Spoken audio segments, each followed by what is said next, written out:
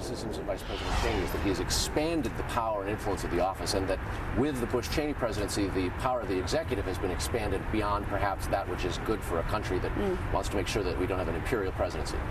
Would you change any of that? Do you have any differences with the Bush-Cheney administration in terms of the power of the executive?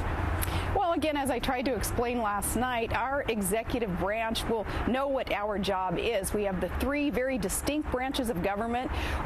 We won't be bleeding our authority over to the legislative or judicial branch. We'll do our jobs in the executive branch as administrators. Okay. A couple of questions about past interviews. Yeah.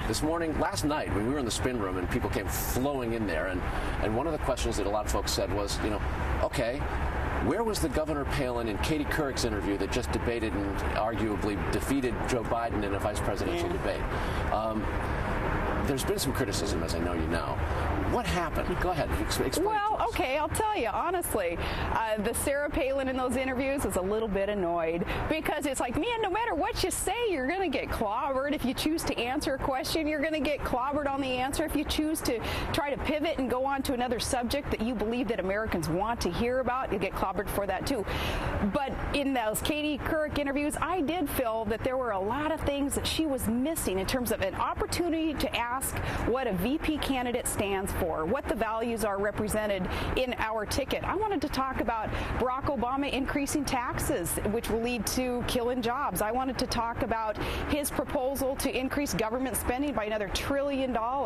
Some of his comments that he's made about the war that I think may, in my world, disqualify someone from consideration as the next commander-in-chief. Some of the comments that he's made about Afghanistan, what we're doing there, supposedly just air raiding villages and killing civilians, that's reckless. And I wanted to talk about things like that. So I guess I have to apologize for being a bit annoyed, but that's also an indication of being outside of that Washington elite, outside of the media elite also, and just wanted to talk to Americans without the filter and let them know what we stand for. Okay, so at the risk of annoying you, when you were asked, what do you read, newspapers and magazines, you didn't answer it, or you said, no, I have all kinds of resources. Right.